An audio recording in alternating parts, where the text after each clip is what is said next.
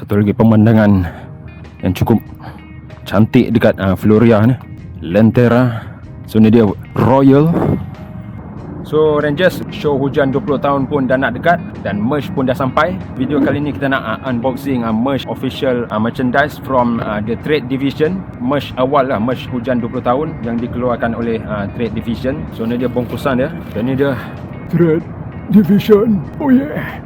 So kalau ikutkan nak beli banyak sebenarnya, tapi kita beli 2 t-shirt yang ikonik, ada logo Hujan, dan itu pun dah sold out masa first launch, first day lagi dah sold out. Dan beberapa hari lepas tu diorang pun restock lah balik. Tapi korang boleh check website the trade division, mungkin diorang restock balik ke.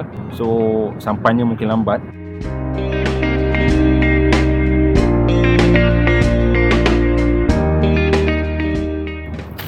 So jom buka. Bismillahirrahmanirrahim.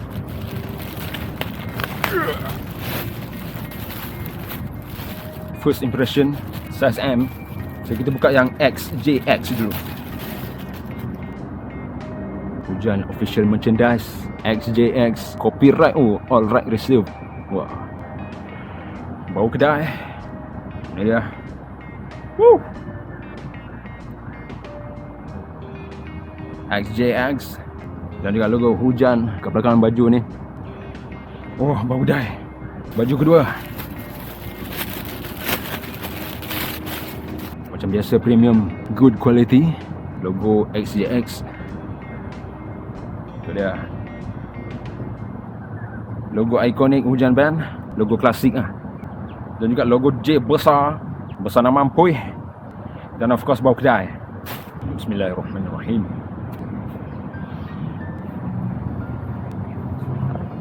So ni dah official baju hujan yang aku dah pakai, XJX. So yang paling menariknya lepas ni, aku akan jalan-jalan dekat sekitar Putrajaya pakai baju ni. So kiranya kita tolong promotekan lah Hujan 20 tahun ni dekat masyarakat, #Hujan 20 tahun. So Rangers, kita jumpa nanti minggu depan dekat perayaan Rangers Hujan 20 tahun kat Stadium Waki. Kita jumpa. So Rangers, setakat ni ada video kita kali ni. Jangan lupa like, share dan subscribe. Thanks for watching Explorer from KL. Every day is exploring.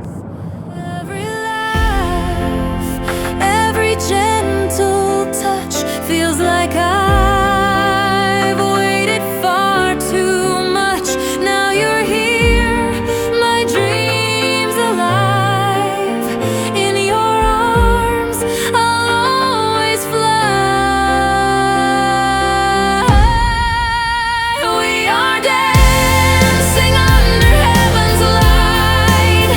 Golden rivers flowing through the night.